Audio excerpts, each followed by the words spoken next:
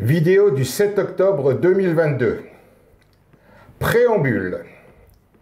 Affaire Albert Grimaldi, prince Albert II de Monaco, chef héréditaire de l'État monégasque, contre moi-même pour soi-disant chantage.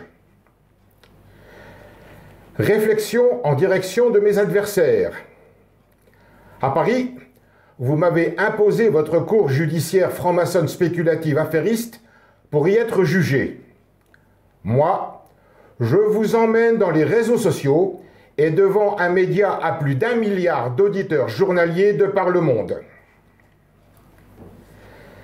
Étant cité dans les présentes, je mets M. Édouard Levrault en copie pour information.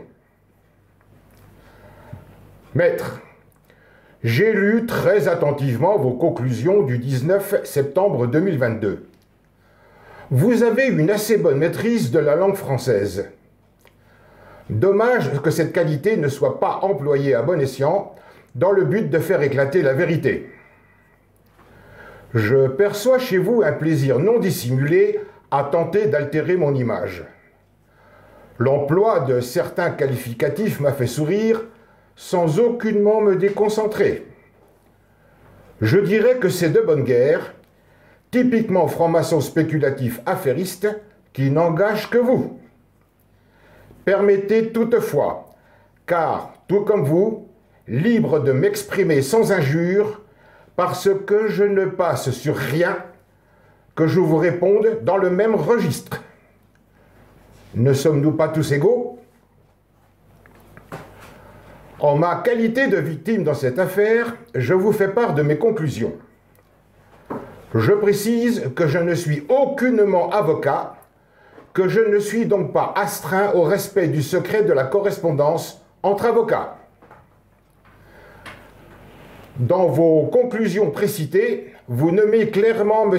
Albert Grimaldi, prince Albert II de Monaco, comme étant la victime du fait de chantage que j'aurais commis à son préjudice, ce que je réfute avec la plus grande fermeté. Comme depuis le début de ce conflit, qui est devenu une affaire d'État, vous arrangez la sauce à votre cou et celui de vos clients sous-jacents, vos vrais clients, les sieurs Jean-Raymond Gottlieb et Thierry Lacoste. Je reprends une xème fois les faits indéniables. Rassurez-vous, ça ne me fatigue pas ni me perturbe. Suite à l'illégale et menaçante communication téléphonique du 23 juillet 2019 du sieur Jean-Raymond Gottlieb, fonctionnaire de la Sûreté monégasque, qui a, de plus, dans la plus totale illégalité, enregistré cette conversation à mon insu, j'ai écrit de mon plein droit à M. Albert Grimaldi, prince Albert II de Monaco. J'ai demandé la déclassification de cet enregistrement illégal, en vain, ce qui constitue une dissimulation volontaire de preuves. Les faits que je dénonce sont réels, mais comment puis-je apporter la preuve que le sieur Gottlieb m'a bien appelé le 23 juillet 2019? Comment? Avec l'enregistrement illégal. Comment puis-je apporter la preuve que le sieur Gottlieb m'a bien menacé le 23 juillet 2019? Comment? Avec l'enregistrement illégal. Comment puis-je apporter la preuve que le sieur Gottlieb m'a bien dévoilé une partie de la vie privée d'un ressortissant monégasque, M. Didier Julien Garofalo, avec qui il est aussi en conflit? Comment? Avec l'enregistrement illégal. Comment puis-je apporter la preuve que le sieur Gottlieb a bien, à mon insu, enregistré la conversation téléphonique à son initiative qu'il a eue avec moi le 23 juillet 2019 et dont j'ai réclamé la saisie qui m'a été refusée? Comment? Avec l'enregistrement illégal. J'ai eu vent de ce fait gravissime par maître Daniel Tarasconi, avocat au barreau de Marseille, qui, lui-même, l'avait reçu de maître Thierry Lacoste. Comment puis-je obtenir ces preuves, lutter contre l'ex-gendarme, contre le responsable policier qu'il est, qui sait intimement qu'il a commis des fautes professionnelles gravissimes pour un détenteur de l'autorité dans l'exercice de ses fonctions, outrepassant ses pouvoirs en faisant fi des accords binationaux passés entre la France et la principauté de Monaco, se cachant derrière son appartenance à une loge maçonnique, utilisant ses frangins pour tenter de me faire taire en utilisant la justice. Le sieur Gottlieb n'avouera ni ne fera rien qui servirait la justice, qui servirait à l'éclatement de la vérité. Ce n'est pas dans son intérêt. Comme je viens de le dire, je ne peux apporter ces preuves. Pour l'instant. Quand le mensonge prend l'ascenseur, la vérité prend l'escalier. Elle est plus longue à émerger, mais elle émergera un jour. Nous ne sommes pas tous égaux devant la loi, contrairement à la Déclaration des droits de l'homme et du citoyen du 26 août 1789. Préambule. Les représentants du peuple français, constitués en Assemblée nationale, considérant que l'ignorance, l'oubli ou le mépris des droits de l'homme sont les seules causes des malheurs publics et de la corruption des gouvernements, ont résolu d'exposer, dans une déclaration solennelle, les droits naturels, inaliénables et sacrés de l'homme, afin que cette déclaration, constamment présente à tous les membres du corps social, leur rappelle sans cesse leurs droits et leurs devoirs, afin que les actes du pouvoir législatif et ceux du pouvoir exécutif, pouvant être à chaque instant comparés avec le but de toute institution politique, en soient plus respectés, afin que les réclamations des citoyens, fondées désormais sur des principes simples et incontestables, tournent toujours au maintien de la Constitution et au bonheur de tous. En conséquence, l'Assemblée nationale reconnaît et déclare, en présence et sous les auspices de l'être suprême, les droits suivants de l'homme et du citoyen. Article 1er, alinéa 1. Les hommes naissent et demeurent libres et égaux en droit. Article 2. Le but de toute association politique est la conservation des droits naturels et imprescriptibles de l'homme. Ces droits sont la liberté, la propriété, la sûreté et la résistance à l'oppression. Article 3, alinéa 2. Nul corps, nul individu ne peut exercer d'autorité qui n'en émane expressément. À ce propos, j'apporte une précision capitale. Sur aveu de François Hollande en 2012, reconnaissant qu'il était nécessaire de passer par la case franc-maçonnerie pour accéder aux plus hautes instances, je possède cette vidéo. Les francs-maçons spéculatifs affairistes au pouvoir, ce corps dont il est question, ont commis un coup d'État silencieux en France. Ils sont tous dans l'illégalité. Et la vidéo que je possède aussi, dans laquelle on voit très nettement Jacques Attali passer son index sous sa gorge, dans un geste sans équivoque signifiant égorgement, geste ensuite expliqué, filmé dans une loge maçonnique, est tout simplement glaçante. Les loges franc-maçonnes spéculatives affairistes sont des repères de criminels. Le livre de M. Claude Butin, magistrat en retraite, « Ne faites jamais confiance à la justice de votre pays » est édifiant. Article 6, alinéa 3. Elle, la loi, doit être la même pour tous, soit qu'elle protège, soit qu'elle punisse. Article 15. La société, dont je fais partie, a le droit de demander compte à tout agent public de son administration. Article 16. Que je me réserve pour plus tard. Toute société dans laquelle la garantie des droits n'est pas assurée, ni la séparation des pouvoirs déterminée, n'a point de constitution. Vous référencez mon courrier recommandé numéro 1A 158 880 9281 8 du 30 juillet 2019, accusé réception le 5 août 2019, dans vos pièces jointes, sous le numéro 10. J'ai relu tous les courriers que j'ai envoyés à M. Albert Grimaldi, prince Albert II de Monaco. Avec vos acolytes, Lacoste et Gottlieb, agissant en bande organisée, pensant, espérant estomper leurs délits commis, voire les occulter aux yeux du juge, vous avez officiellement désigné M. Albert Grimaldi, prince Albert II de Monaco, comme étant la victime d'un chantage de ma part.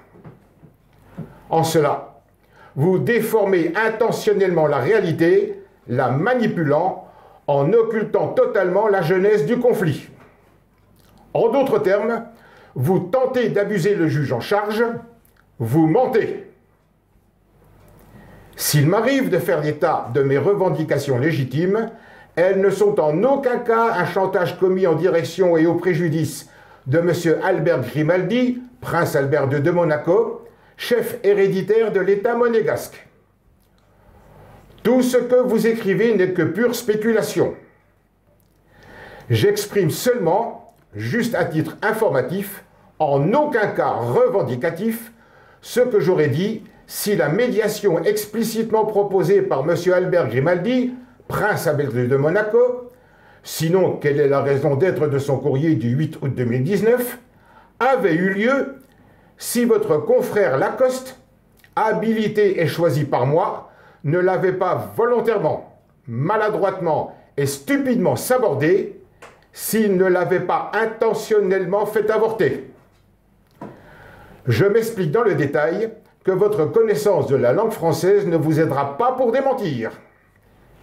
La lettre du 8 août 2019, émanant du secrétariat particulier de Son Altesse Sérénissime, le prince souverain de Monaco, autant dire de M. Albert Grimaldi, prince Albert II de Monaco lui-même, est un courrier de toute évidence en recherche d'apaisement du conflit, né de l'initiative illégale du sieur Gottlieb.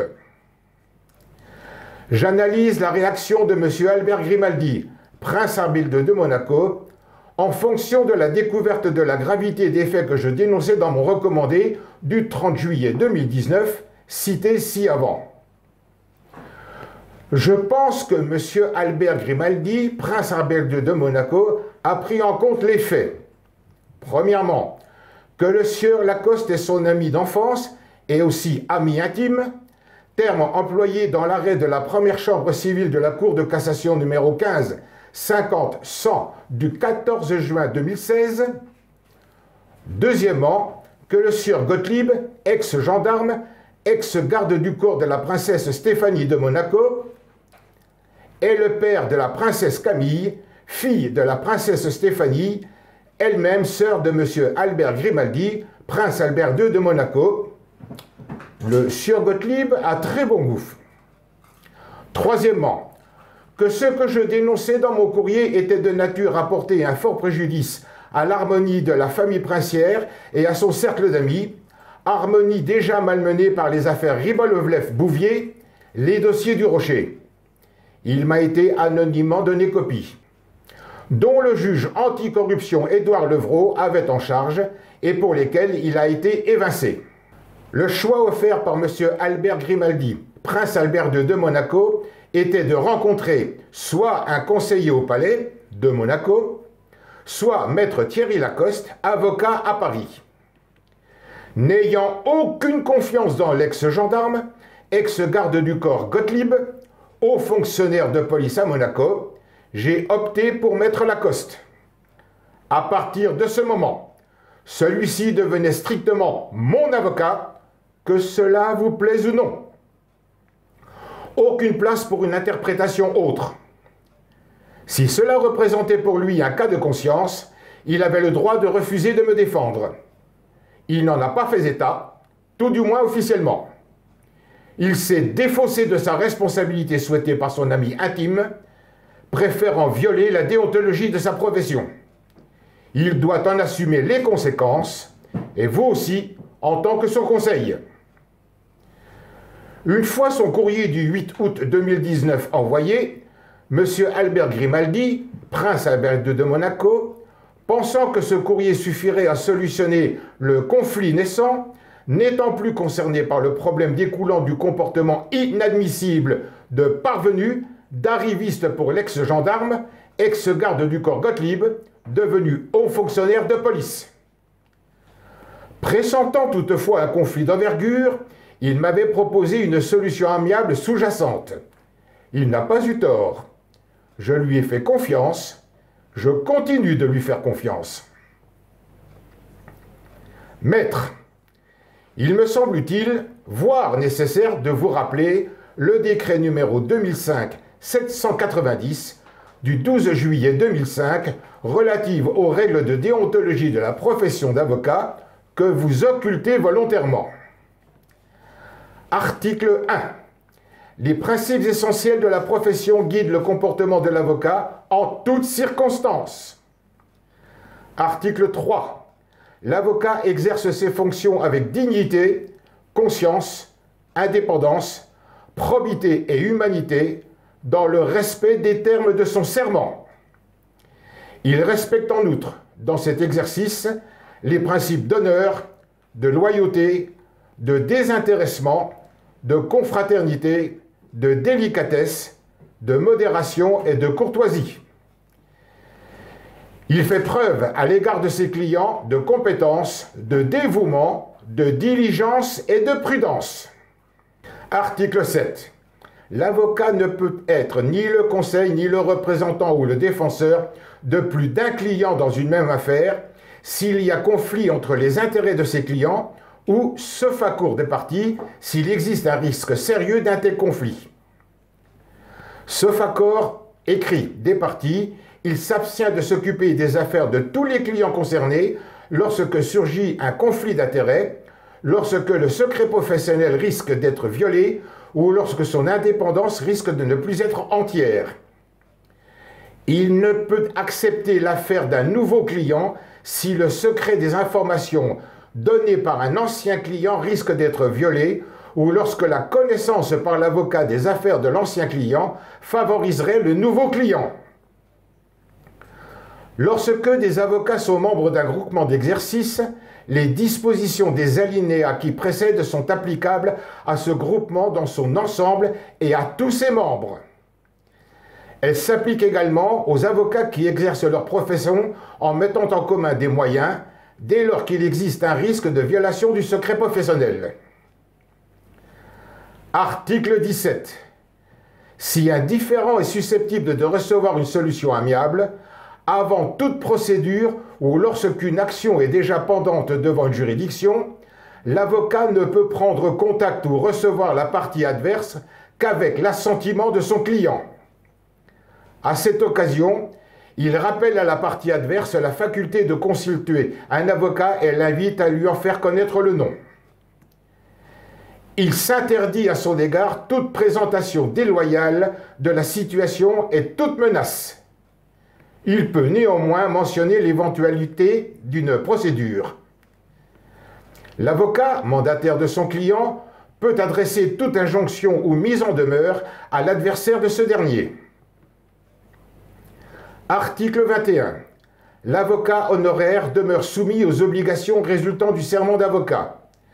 Il ne peut exercer aucun acte de la profession, hormis la consultation ou la réduction d'actes sur autorisation du bâtonnier. L'avocat honoraire peut accepter une mission de justice, d'arbitrage, d'expertise ou de médiation. Il peut également participer à une commission administrative ou à un jury d'examen ou de concours. Hormis l'article 3 rappelant les conditions dans lesquelles un avocat est tenu d'exercer sa profession, je retiens tout particulièrement les articles 7, 17 et 21. La situation telle qu'elle aurait dû logiquement se dérouler suite à la réponse du 8 août 2019 de M. Albert Grimaldi, prince Albert II de Monaco. L'avocat pouvant accepter une mission de médiation découlant du courrier du 8 août 2019 proposé par M. Albert Grimaldi, prince Albert II de Monaco, 4 personnes devaient, selon la métaphore coutumière, s'asseoir autour d'une table, l'ex-gendarme, ex-garde du corps devenu haut fonctionnaire français exerçant à Monaco, je nomme le sieur Gottlieb à l'origine du conflit, son avocat éventuel, moi et mon avocat, Maître Lacoste. En aucun cas, la présence de M. Albert Grimaldi, prince Albert II de Monaco, n'était nécessaire. Il avait rempli son rôle de tentative d'apaisement. Contre toute attente, incompréhensiblement, mon avocat, Lacoste, a volontairement transgressé la proposition de M. Albert Grimaldi, prince Albert II de Monaco, et mon choix, décision. Mon avocat, Lacoste, a délibérément violé le décret numéro 2005-790 du 12 juillet 2005 relatif aux règles de déontologie de la profession d'avocat. Mon avocat, Lacoste, a volontairement trahi le client que j'étais devenu sur proposition de M. Albert Grimaldi, prince Albert II de Monaco, et mon choix. De mon côté, devant la trahison de mon avocat, Lacoste, ami d'enfance, ami intime du prince Albert II de Monaco, j'ai fait ce que ma conscience me dictait de faire. Informer au plus tôt, par courrier, les paroles passent, les écrits et les vidéos restent, M. Albert Grimaldi, prince Albert II de Monaco, l'avisant de l'échec de sa proposition écrite, échec dû au seul incompréhensible comportement caractériel intolérable de mon avocat Lacoste, sauf à admettre qu'il a un lien direct avec la franc-maçonnerie spéculative affairiste, l'avenir me le dira. Je le répète, mes desiderata exprimés n'étaient que le reflet de ce que j'aurais exprimé à l'ex-gendarme, ex-garde du corps Gottlieb, mon véritable adversaire, en aucun cas M. Albert Grimaldi, prince Albert II de Monaco, en cas de médiation. Synonyme, arbitrage, conciliation, accommodement, compromis. Si nous nous étions assis autour d'une table de médiation, et si mon avocat, Lacoste, s'était tout simplement comporté en véritable ami loyal et sincère du prince, s'était conduit en avocat respectueux du droit. Une réflexion bien connue prend là toute sa saveur. Avec un ami pareil, nul besoin d'ennemi. En désignant M. Albert Grimaldi, prince Albert II de Monaco, comme soi-disant victime d'un chantage que j'aurais commis à son encontre, vous, maître, avez commis un acte délictueux gravissime en bande organisée à son égard, en l'impliquant dans une affaire dont il n'est nullement concerné. En aucun cas, M. Albert Grimaldi, prince Albert II de Monaco, n'est mon adversaire dans cette affaire montée de toutes pièces, typiquement franc-maçonne spéculative affairiste. Mon seul adversaire originel est l'ex-gendarme, ex-garde du corps, le sieur Gottlieb, et depuis, par voie de conséquence, vu les violations commises du décret numéro 2005-790 du 12 juillet 2005 relative aux règles de déontologie de la profession d'avocat, mon ex-avocat, Lacoste. Vous n'êtes qu'un défenseur tentant de démêler les chevaux, de sauver les sieurs Lacoste et Gottlieb de la situation qu'ils ont eux-mêmes créée et que ma volonté de défendre mes intérêts gravement lésés font paniquer. Bref, vous tentez de défendre l'indéfendable. Rappelez-vous votre courrier recommandé du 6 janvier 2021, dans lequel vous m'interdisiez d'écrire à nouveau à M. Albert Grimaldi, prince Albert II de Monaco, en totale contradiction avec l'article 31 de la Constitution de la Principauté de Monaco du 17 décembre 1962, modifié par la loi numéro 1249 du 2 avril 2002. Vous estimez-vous supérieur à l'article 31 de la Constitution de la Principauté de Monaco pour m'interdire de m'exprimer par écrit au chef de l'État monégasque? Est-ce que c'est parce que j'ai déjoué vos plans, mis votre malhonnête manipulation sur la place publique? Aujourd'hui, vous nommez officiellement M. Albert Grimaldi, prince Albert II de Monaco, comme étant la victime d'un chantage à son préjudice. En cela, vous tentez de toute évidence d'influencer le juge en déformant la réalité. Je démonte votre mécanisme mensonger, pervers, typiquement franc-maçon spéculatif affairiste, et prouve le contraire. Eu égard à mon honneur et à ma considération, le jugement que la victime que vous désignez dans vos écrits, M. Albert Grimaldi, prince Albert II de Monaco, qui, je le répète une nouvelle fois, n'est pas l'adversaire que vous tentez d'imposer dans cette affaire, souhaite obtenir le 11 octobre 2022 du tribunal correctionnel de Privas, étant sous votre plume, sous votre responsabilité, basé sur des faits mensongers et inexacts, déformés, écrire que je suis un homme qui recherche par tous les moyens la lumière des médias, quitte à nuire gravement. Votre compère Lacoste, mon ex-avocat, répondant à une internaute, n'a pas un instant hésité à s'exprimer sur Facebook me concernant. Capture d'écran du 30 juillet 2022 à 19h49. Et aussi vous dites, il est clair que Serge Petit-Demange, non sans arrogance, voudrait se poser en protecteur du prince. En écrivant cela dans vos conclusions, n'oubliant pas son courrier du 8 août 2019 que vous survolez évasivement et pour cause, souhaitant maladroitement minimiser son importance capitale, incontournable, vous m'exonérez d'apporter la preuve, me la servant sur un plateau d'argent, de mon soutien à M. Albert Grimaldi, prince Albert II de Monaco, m'étant opposé et m'interdisant toujours de me mêler de sa vie privée. Ne vous en déplaise, effectivement, je me suis toujours opposé aux demandes pressantes du repris de justice Didier Julien Garofalo que vous citez, qui insistait lourdement pour que je prenne fait et cause pour lui dans son combat imbécile et dérisoire contre le prince Albert II, persistant et signant, que cela vous plaise ou non, que je suis bien celui qui a indirectement informé le prince Albert II de Monaco de la menace de mort que j'ai reçue en décembre 2019, signalée par mes soins lors de mon audition sur Commission rogatoire internationale. Je comprends que mon honnêteté intellectuelle puisse vous perturber. L'admettre est autre chose.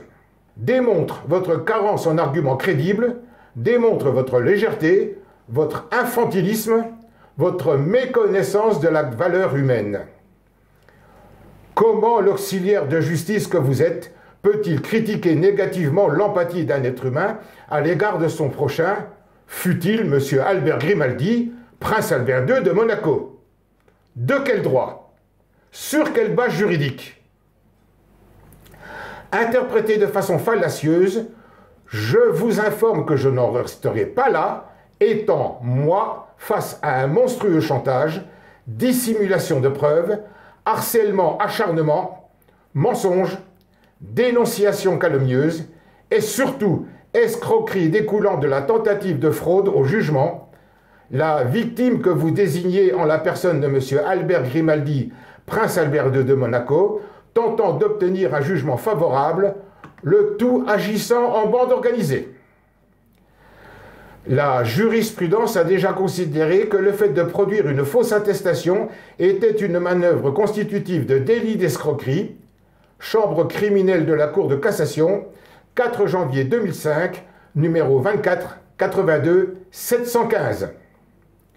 Vos conclusions du 19 septembre 2022, que je conteste, qui sont un tissu de mensonges et de contre-vérités dans le but de me nuire, constituent une fausse attestation engageant vos responsabilités professionnelles et personnelles.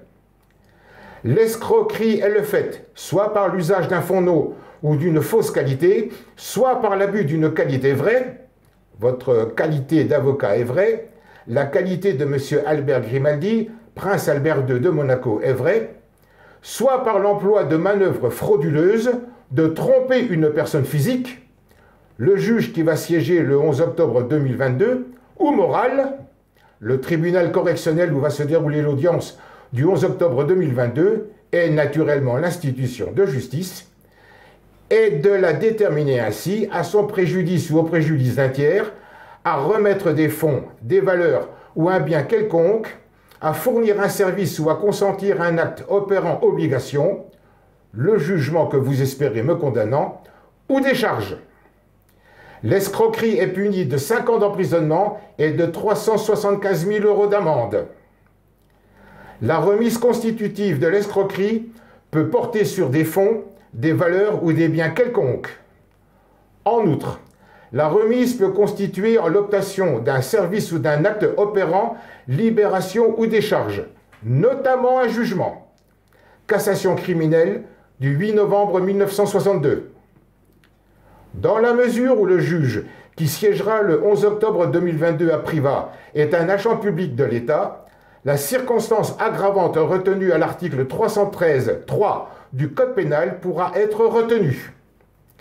Les peines sont portées à 7 ans d'emprisonnement et à 750 000 € d'amende lorsque l'escroquerie est réalisée, premièrement, par une personne dépositaire de l'autorité publique ou chargée d'une mission de service public, dans l'exercice ou à l'occasion de l'exercice de ses fonctions ou de sa mission.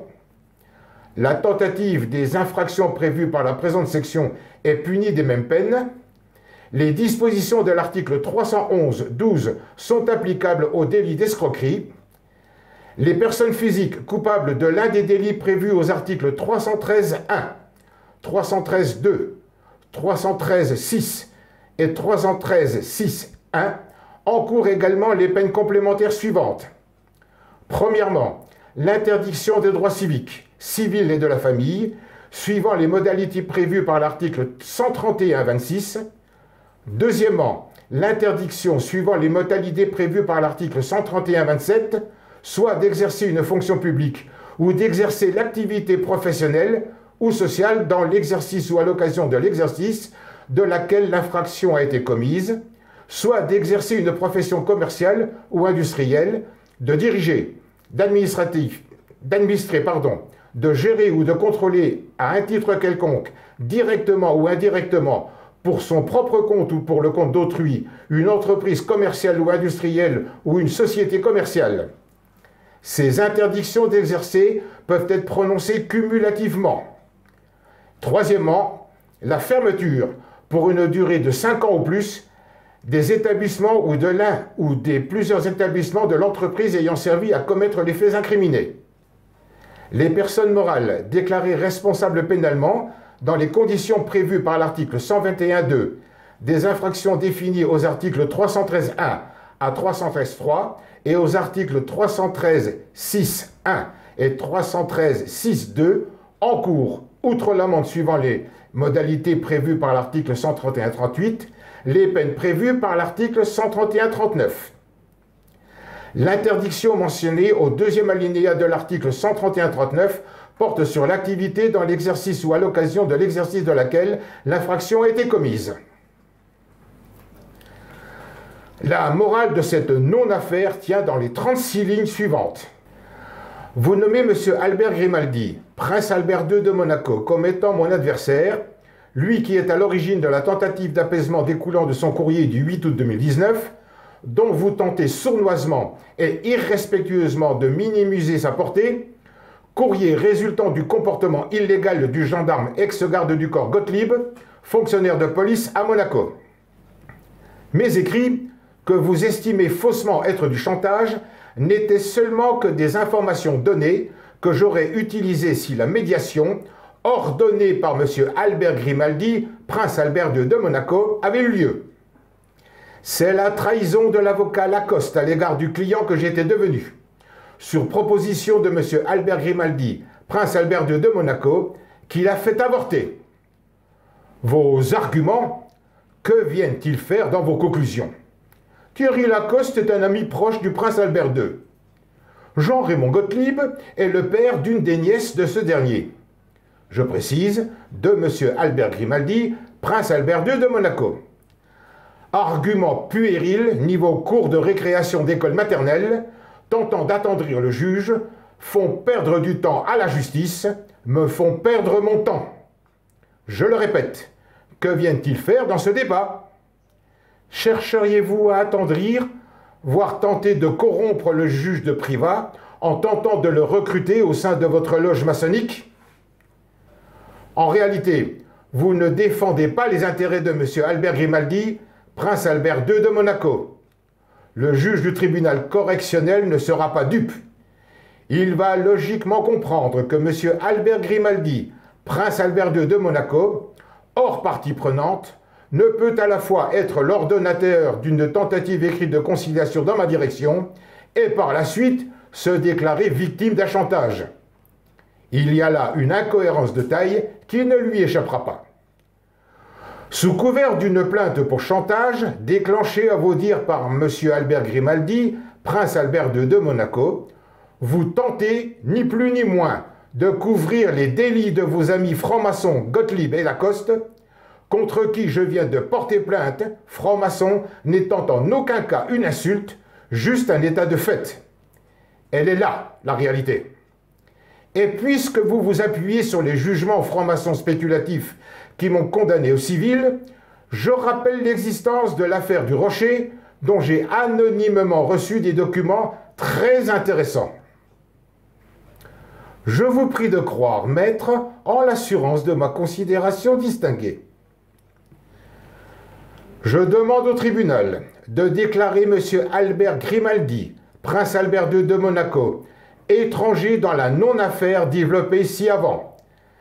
Déclarer l'avocat, que je cite, ensuite Thierry Lacoste et enfin Jean-Raymond Gottlieb, coupable de usurpation de nom, titre et fonction, parjure, dénonciation calomnieuse, abus de position dominante, faux et usage, violation du décret numéro 2005-790 du 12 juillet 2005 relative aux règles de déontologie de la profession d'avocat, abus du droit d'agir en justice, chantage et complicité de chantage, harcèlement, acharnement, menaces réitérées, tentative de fraude au jugement, le tout en bande organisée, de faire application des lois pénales idoines, de recevoir ma constitution de partie civile, la déclarant bien fondée et condamnant solidairement les sieurs, donc l'avocat, mon ex-avocat Thierry Lacoste et ensuite